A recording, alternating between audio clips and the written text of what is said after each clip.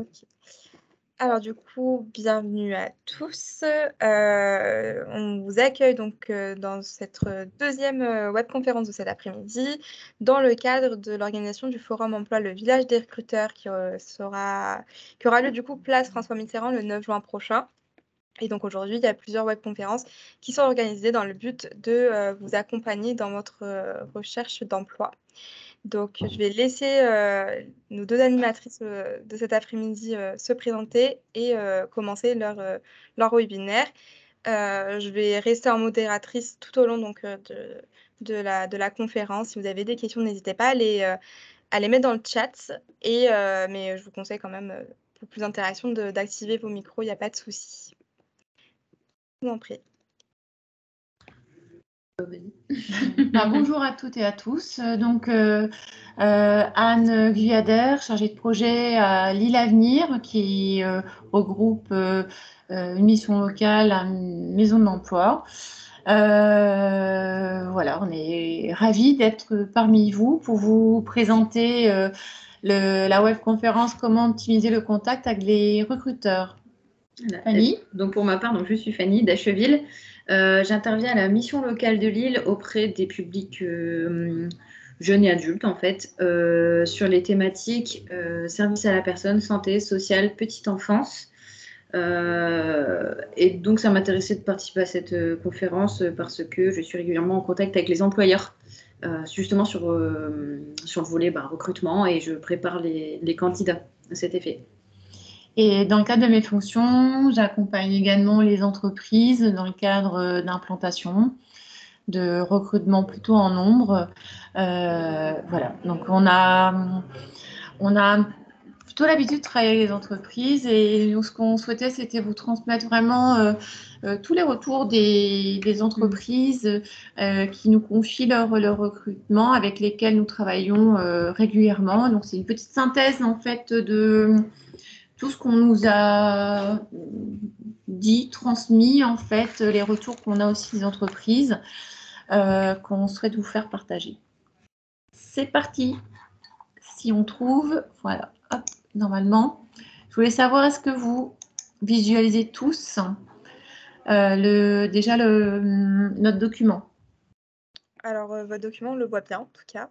Yes, super. Ok. Eh bien, c'est parti. Donc, hop. Donc, au programme, dans le cadre de cette webconférence, on va voir en détail le CV, la lettre de motivation, le mail, l'accompagnement de motivation et rapidement aussi les relances. Donc, on essaie de faire un petit trait d'humour, hein, mais c'est ce qu'on recherche, est-ce qu'on recherche le CV parfait? Eh ben non, le CV parfait n'existe pas. Voilà, donc il faut savoir, mais vous le savez peut-être déjà, qu'un recruteur ne prend que quelques secondes pour faire une première sélection sur les CV. Donc vraiment, il va balayer du regard votre CV. Donc c'est pour cela qu'il faut qu'il soit le plus parfait possible, même si le CV parfait n'existe pas. Le but aujourd'hui, c'est de rester très général tout de même, mais de vous donner des pistes pour que votre CV soit celui qui retienne l'attention du recruteur. Alors, on a mis un petit bémol parce qu'en fait, de nombreuses entreprises font appel à des logiciels pour gagner du temps. Donc, c'est pour ça qu'on a dit, si vous avez la chance d'être lu par un humain, parce que les logiciels de recrutement génèrent quand même un gain de temps pour notamment les grosses boîtes. Donc, ça permet, souvent, c'est un outil générique qui permet à la fois de diffuser et de sélectionner les CV. Alors, pour que vos CV restent en course, il y a 2-3 petits trucs à connaître. Sinon, même vous pouvez avoir la meilleure expérience, être vraiment sur le papier, le CV, vous pouvez avoir le CV idéal. Si vous manque des petites choses, votre CV va passer à la trappe.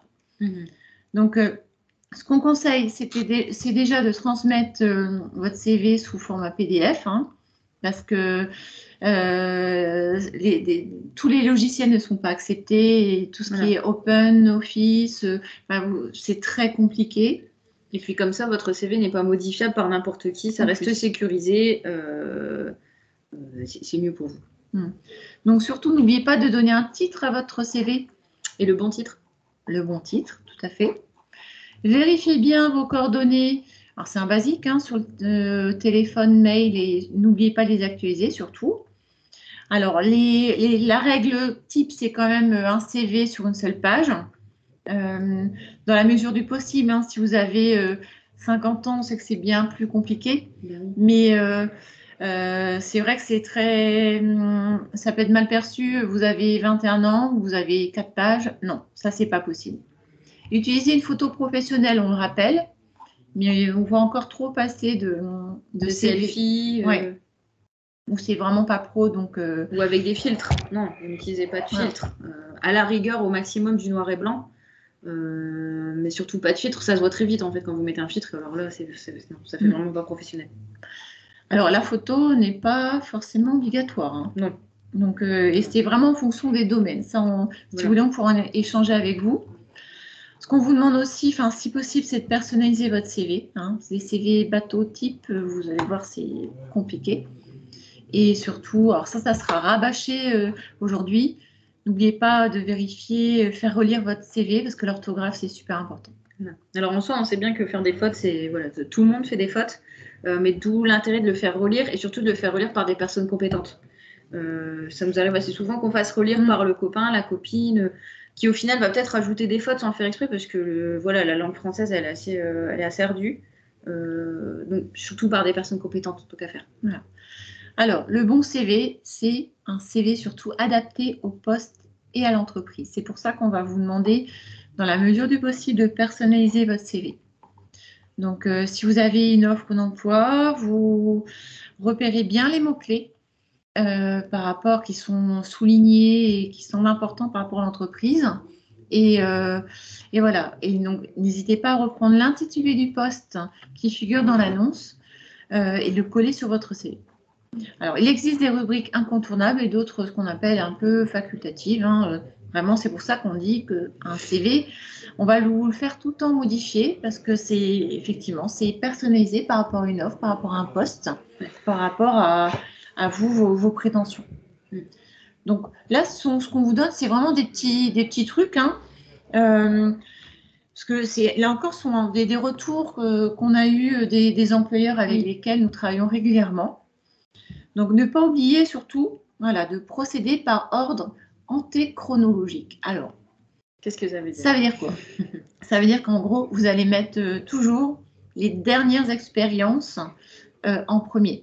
On va vous montrer un petit exemple tout à l'heure, mais il faut être très précis par rapport à vos expériences professionnelles, par rapport à vos parcours scolaires, vos formations, vos diplômes, etc. Donc, ça, c'est important de savoir pour l'entreprise qu'il est aussi souvent, on effectue un contrôle de référence, donc qu'ils puissent connaître le nom d'entreprise, le poste exact que vous avez occupé, ainsi que les dates de contrat. Parfois, on voit juste 2022. Alors, ça a son importance si vous avez travaillé un mois ou l'année complète. Donc, il faut être très, très précis et surtout, n'oubliez pas de noter les tâches et les missions que vous avez effectuées.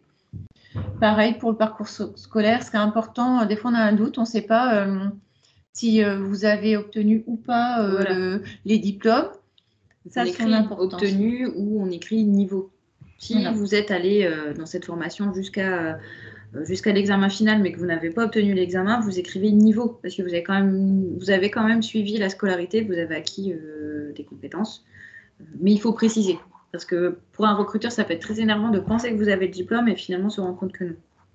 Et l'établissement qui vous l'a remis, ça peut être aussi important si l'établissement a une certaine notoriété. Là, hop. Alors, pour nous, les choses les plus importantes, quand même, résident dans les compétences professionnelles qu'on peut décliner en... Alors, c'est un peu à la mode, les hard skills et les soft skills, mais ce que l'employeur va essayer de connaître, c'est savoir ce que vous savez faire. Alors, les compétences techniques, c'est vraiment... ce sont des compétences que vous avez... acquises, soit par l'expérience, soit par le biais de la formation. Mais c'est important de bien les noter, qu'elles soient visibles assez vite. Ça, c'est les choses que vous apprenez en fait. Ouais. C'est Et les savoir-faire. Tout à fait. Les compétences comportementales, bah oui, c'est aussi, ça va être travailler en équipe, ça va être ce genre de choses. N'hésitez pas à utiliser des verbes d'action pour justement rendre un peu plus dynamique aussi ce CV. Après, les informations complémentaires, alors, c'est pas obligatoire. Mais si vous en mettez, il faut que ce soit pertinent par rapport au poste qui vous est présenté. Et que ce soit une plus-value dans tous les cas. Tout à fait. Parce que vous, si c'est uniquement parce que vous sentez obligé de noter des choses, que vous allez au cinéma, que vous sortez avec des copains, ou ça pas. Voilà, il faut vraiment que ça ait un impact sur vos prochaines missions. Et puis que ça vous mette en valeur. Si on ne vous demande pas de mettre votre niveau, par exemple, d'anglais, et que vous n'avez pas un bon niveau en anglais, ne le mettez pas. Parce que du coup, il n'y a aucune obligation de le mettre, et en plus, ça ne vous met pas particulièrement en valeur. Donc, on ne met pas ce qui vous fait perdre en valeur au niveau du recruteur. Ça peut être une façon de se démarquer. Si vous tenez absolument à noter quelque chose, lecture, vous précisez le genre peut-être, parce que ça peut être une petite accroche différente. Ça permet peut-être aussi de vous faire remarquer. Mais on voit trop de choses passer qui restent dans le domaine vraiment bateau. Ouais. Quitte à noter quelque chose, autant que ce soit en lien avec les exigences du poste, soit quelque chose qui puisse vous faire en remarquer. valeur. Oui. C'est aussi un moyen de pouvoir parler de quelque chose en entretien que vous maîtrisez, qui vous met en valeur et qui vous fait plaisir en fait. Vous allez vous animer en parlant de vos passions ou de vos centres d'intérêt, et dans ces cas-là, c'est tout gagné. Mais effectivement, il faut spécifier. Si on écrit juste lecture, sport, cinéma, c'est pas suffisant en fait, parce que ça, tout le monde l'écrit. Alors, il faut écrire quel type de lecture, quel genre de film vous aimez, et il vaut mieux, à la limite, des loisirs qui parfois peuvent paraître un petit peu... je sais qu'il y a beaucoup de personnes qui hésitent à écrire, je sais pas, bande dessinée, télévision, jeux vidéo. Mais en soi, si c'est une vraie passion et que vous arrivez à l'alimenter et à le tourner de manière professionnelle, par exemple, c'est pas la même chose d'écrire jeux vidéo et d'écrire jeux de vidéo de style coopération en citant un peu les noms et un peu quel rôle vous pouvez jouer dans votre équipe. C'est pas la même chose. Alors là, on va vous montrer quelques exemples. Alors, des choses qu'on a vu passer et qui, pour nous, ne correspondent pas. En tout cas, ça a généré une petite frustration au niveau des employeurs, puisqu'il manquait beaucoup d'éléments quand même sur ces CV. Alors là, vous allez voir, vous voyez, l'expérience professionnelle, comme on l'a dit tout à l'heure, on voit le poste, mais par contre, on ne sait pas du tout où la personne a travaillé. Donc, c'est quand même problématique, notamment dans l'optique d'un contrôle de référence. Au niveau éducation, c'est un petit peu flou quand même. Voilà. C'est l'éducation, les diplômes, c'est un petit peu compliqué. ASSP, pour celui qui n'est pas du secteur, on peut se demander ce que c'est que ASSP. Moi, je le sais parce que je fais partie du secteur de l'aide à la personne, donc je connais ce bac, mais si le recruteur n'est pas du tout là-dedans, ça lui dit absolument rien. Oui, il y a beaucoup de fautes d'orthographe et surtout, on ne sait pas du tout ce que la personne recherche comme poste. Et ça ne doit pas être un jeu de piste pour le recruteur. Vous devez tout de suite lui faire gagner du temps. Donc, vous êtes grâce à votre CV, on sait ce que vous recherchez, on connaît vos expériences passées et on peut aussi entrevoir vos projets professionnels. Donc là, clairement, il y a du boulot, il faut revoir.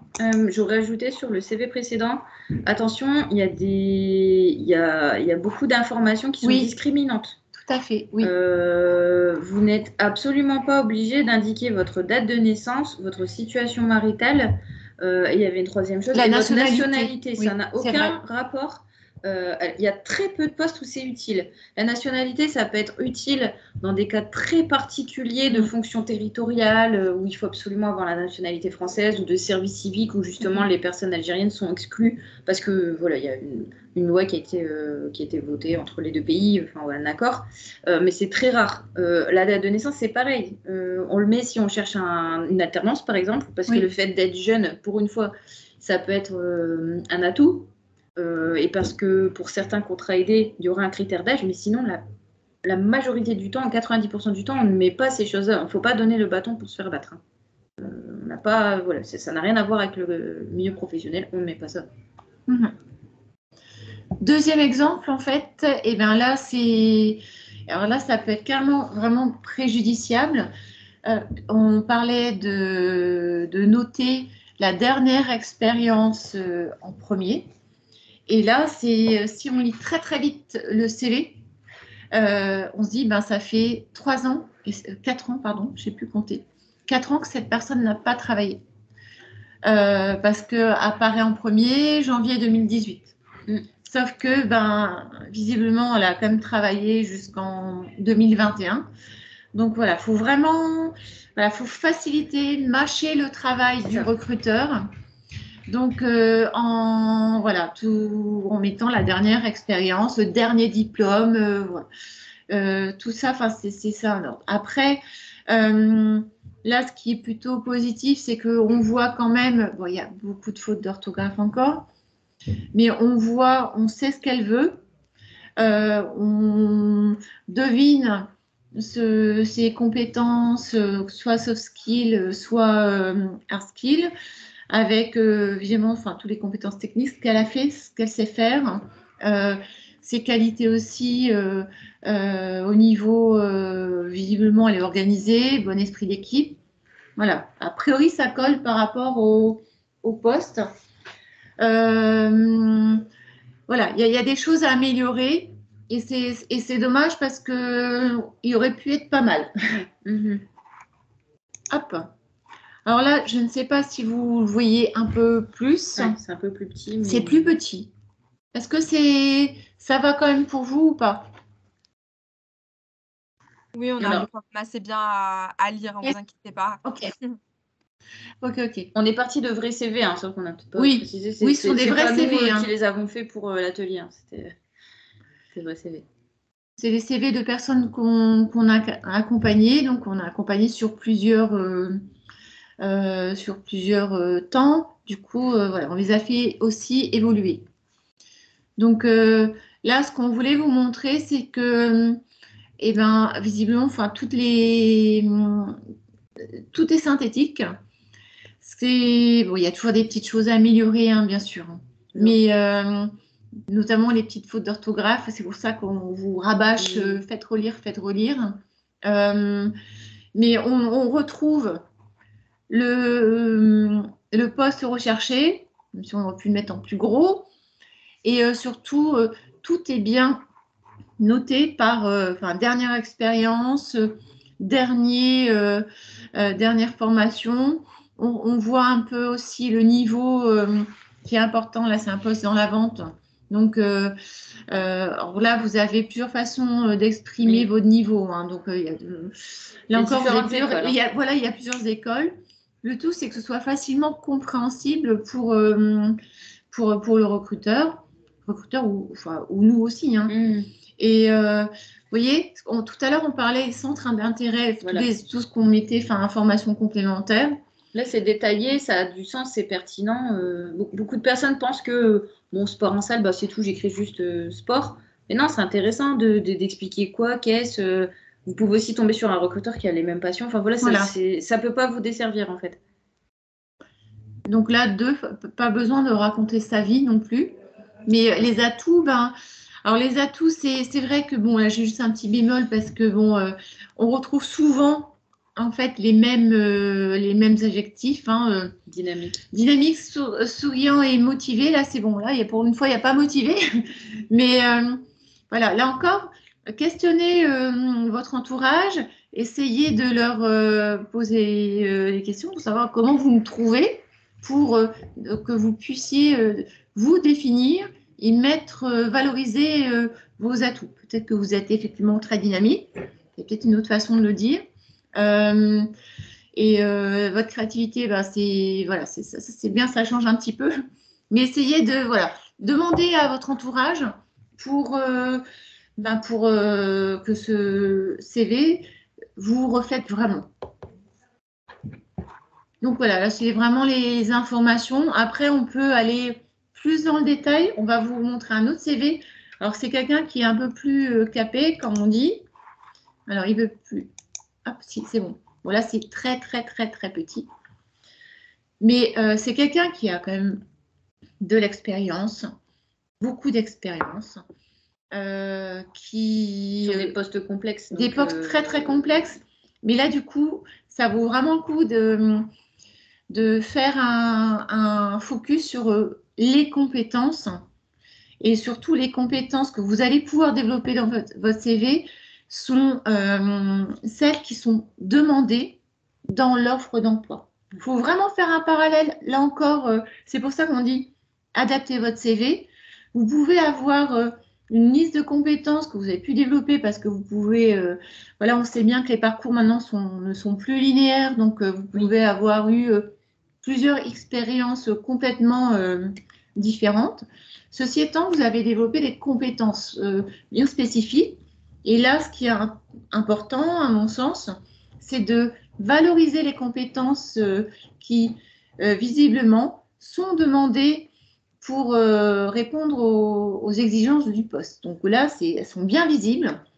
Donc plutôt des compétences techniques, mais les compétences aussi comportementales, entre guillemets, autonomie, esprit d'équipe, etc., sont également bien visibles sur le CV.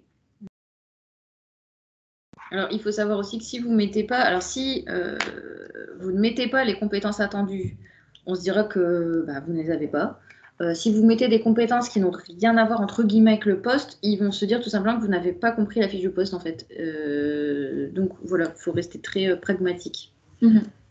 Alors, on a déjà eu la question suivante, est-ce qu'on doit mettre toutes les compétences, tout non, là encore, qu'on vous dit, voilà, il faut vraiment adapter votre CV. Vous avez le droit d'avoir plusieurs CV que vous allez modifier en fonction des offres que vous verrez, tout simplement. Hop. Alors, les petites erreurs, donc objectif professionnel trop flou, incohérent par rapport à votre profil ou par rapport à l'offre d'emploi. C'est ce qu'on vient de vous dire. Un contenu non ciblé, c'est-à-dire que là, vous avez, en gros, vous avez balancé tout ce que vous avez fait. Vous avez fait une liste de courses, en fait. Mais la liste de courses, le recruteur va vite laisser tomber parce qu'il non, ça ne correspond pas du tout à ce que je recherche. Ouais. Donc, des réalisations imprécises pour justifier son expérience. Voilà, là encore, il faut vraiment cibler un maximum. Il faut chiffrer aussi. Si vous avez des exemples d'objectifs atteints, voilà, il faut vraiment le préciser dans votre CV. Alors, un champ extra-professionnel trop bateau, c'est ce qu'on disait tout à l'heure. Hein. Donc, les sorties entre amis, lecture, et puis quoi encore Cinéma, stop. Sport, stop. Alors, ça ne veut plus passer. Voilà. Par rapport à la forme, donc bien sûr qu'il y a le fond, il y a la forme aussi. Si vous pouvez utiliser la couleur, c'est mieux. Alors, pas 15 millions, mais un petit peu, quand même, c'est plutôt sympa. Voilà. C'est agréable à regarder. Vous avez des sites qui sont gratuits pour vous aider justement à fabriquer votre CV. Ils sont très bien faits parce qu'en fait, une fois que vous connaissez vos informations, vous n'avez plus qu'à remplir les champs. Tout va s'organiser de soi. Donc en fait, si vous n'êtes pas très à l'aise avec la mise en page, il ne faut pas vous bloquer là-dessus. Il y a des choses qui sont très bien faites pour que ça aille vite et qui sont modifiables un petit peu à l'infini. Il me semble, après, peut-être pas, si on fait 500 CV, on est peut-être bloqué, mais qui vous permettent d'en avoir plusieurs, justement, ce qu'on disait, il faut les adapter. Donc, et après, vous n'aurez plus qu'à changer quelques petites choses et vous aurez votre trame de base. Donc, Puis il y a des choses qui ne bougent pas. Vos expériences, elles ne bougent pas. Après, c'est plus, pour moi, le plus gros boulot, c'est sur les compétences. Et c'est ça qui est plus compliqué, en fait, à valoriser. Donc Canva, CV Designer, Résumé Maker, etc. Ils sont quand même plutôt pas mal faits. Alors la lettre de motivation. Tout le monde ne demande pas des lettres de motivation, mais quand on vous en demande, c'est bien d'en avoir une. Alors, juste pour faire simple, évitez la lettre de motivation bateau. Parce que ça se lit, c'est insupportable en fait. C'est toujours le même modèle. Ouais. Il faut vraiment personnaliser. Donc, ça sert à quoi? Vous devez, ça sert à exprimer vos propres motivations pour le poste que vous avez vu et valoriser aussi vos compétences. C'est là qu'on va détailler, je pense avoir telle compétence parce que j'ai fait telle chose et donc je pense que dans votre entreprise, association, structure, peu importe, je serai la meilleure personne pour occuper le poste. L'objectif pour vous, c'est d'avoir un entretien. Donc, c'est pas non plus un copier-coller de votre CV. On est bien d'accord. Pour le recruteur, plusieurs objectifs. Évaluer la motivation de la candidate.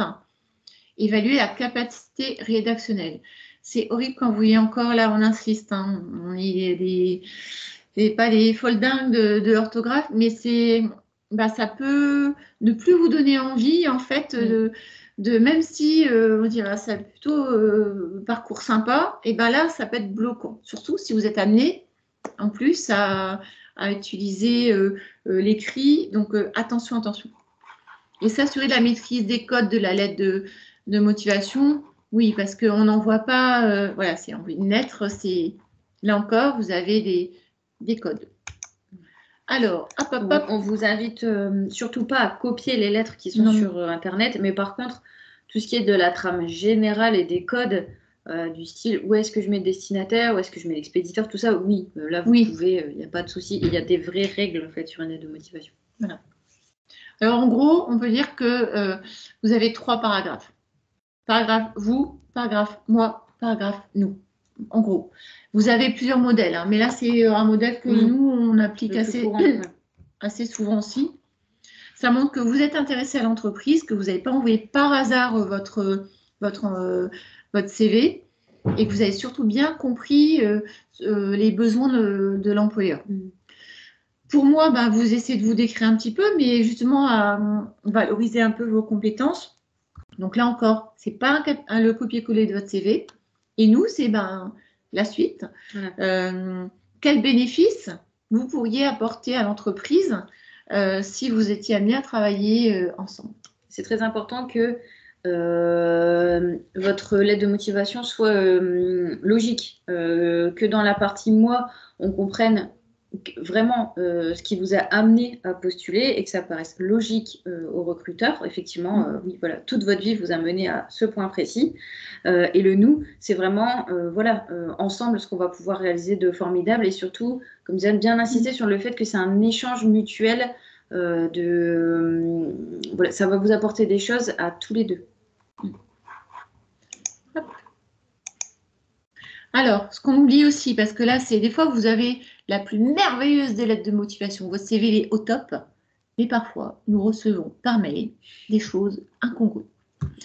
Comme juste le CV et la lettre. Juste le CV et la lettre. Donc là, on va faire vite, parce qu'il ne reste pas beaucoup de temps. Mais attention, parce que c'est vraiment le premier point de contact avec le recruteur. Donc, 2 petites choses. Ne pas confondre le mail de motivation et le mail d'accompagnement. Le mail de motivation, en gros, vous n'allez pas faire de lettre de motivation, mais du coup, il faudra rentrer un peu plus dans le détail. Donc, là encore, on vous a mis, c'est le béaba. Utilisez bien une adresse mail professionnelle. Alors, c'est vraiment, on insiste, c'est nom, prénom, mais quelque chose si c'est Petite Fleur des Îles, ce n'est pas possible. En sachant que c'est très simple de créer une adresse mail, donc même si elle vous sert qu'à ça et que pour le reste vous utilisez votre adresse un petit peu plus fun, et si c'est famille ou non, c'est pas possible, c'est que pour vous, c'est vraiment vous. Soignez bien l'objet du mail aussi. Il faut préciser ce qui peut s'avérer que l'entreprise ait plusieurs postes à pourvoir, donc il faut que vous soyez identifiable très vite. Donc quel poste, s'il y a un numéro de référence, vous le mettez. Vous envoyez bien votre mail de candidature aux heures du bureau, parce que des fois, Ça nous fait un peu sourire, mais on voit que vous l'avez envoyé à 3 heures du matin. Voilà, là encore, ça ne fait pas très, très pro, hein. Donc, tôt le matin ou tôt en fin de journée. Et vos pièces jointes doivent être clairement identifiées. Donc, c'est Oui. nom, prénom, là encore. Enfin, il faut qu'on retrouve facilement. Voilà. Puis là, n'oubliez pas la formule de politesse parce que là, c'est une redite encore, mais on reçoit trop de. On a juste le CV et là, on ne sait pas pourquoi vous postulez. Donc, voilà. Donc là, ça ne le fait pas. Donc, pour le petit mail d'accompagnement, synthétique, c'est vraiment du court. C'est juste pour dire, l'objectif, c'est vous transmettez votre CV, vos lettres de motivation. Donc, c'est madame, monsieur, si vous connaissez le nom, bah, surtout vous le mettez. Oui. Hein. Pourquoi vous envoyez ce mail et voilà, que vous êtes à leur disposition. Vous mettez bien quand même, vous rappelez, même si c'est sur le CV, un numéro de portable, ça ne mange pas de pain. Voilà, vous ne racontez pas votre vie, mais voilà, c'est un mail, c'est quoi, 3-4 lignes maxi, quoi. Ah oui, non, on ne va pas plus loin. Et voilà, vous suivez cette trame-là, votre mail est fait. Hein. Voilà, hop. Le mail de motivation, il est un peu plus détaillé. Parce que, mais en même temps, ne vous faites pas non plus 3 pages. 15 lignes, c'est un grand maxi, hein, avec tout dedans, bonjour, bonsoir, etc. Vous, là encore, vous précisez à qui vous adressez, pourquoi vous envoyez ce mail. Donc, voilà, toujours pareil. Et là, pareil, on retrouve les 3 parties. On retrouve les 3 parties, alors plus ou moins, voilà, dans l'ordre. Mettez bien valoriser votre projet professionnel et pourquoi vous voulez intégrer cette entreprise. Voilà. Donc là, même combat. Donc, hop, voici pour. Et la relance, dernière petite chose, et je pense qu'on sera bon. Donc, vous avez envoyé votre mail, votre lettre. Surtout, n'oubliez pas de faire une relance si vous n'avez pas de nouvelles au bout de 15 jours. Oui. Donc, soit par mail, soit directement en appelant l'entreprise. Et surtout, ne harcelez pas l'entreprise si vous n'avez pas de réponse. C'est pas la peine d'envoyer un mail ou d'appeler le standard 3 fois par jour. Enfin, c'est certainement qu'ils n'ont pas eu le temps et c'est pas parce que vous allez les relancer 2 fois dans la même journée qu'ils vont se dépêcher de vous répondre. Et au contraire, ils vont se dire oula, lui ou elle commence à me taper sur le système et c'est pareil, ça vous met pas en valeur en fait. Voilà. Donc on s'inquiète pas, on s'affole pas, on relance au bout de 15 jours, on note qui on a relancé, qui on n'a pas relancé, à qui on a envoyé. Ça, c'est important du coup d'avoir un suivi en fait des candidatures. Pour ne pas être surpris non plus, parce que quand vous envoyez, vous faites plein de candidatures spontanées, par exemple, bah, vous notez bien à qui vous avez adressé vos candidatures pour, même s'il n'y avait pas de poste identifié, de relancer en même stratégie, hein, en disant voilà, j'ai envoyé ma candidature il y a 15 jours. Enfin, voilà, vous les contactez et vous, simplement pour avoir un retour sur leur positionnement par rapport à votre candidature. Alors, on avait après une petite question, mais vraiment très très vite, par rapport au réseau.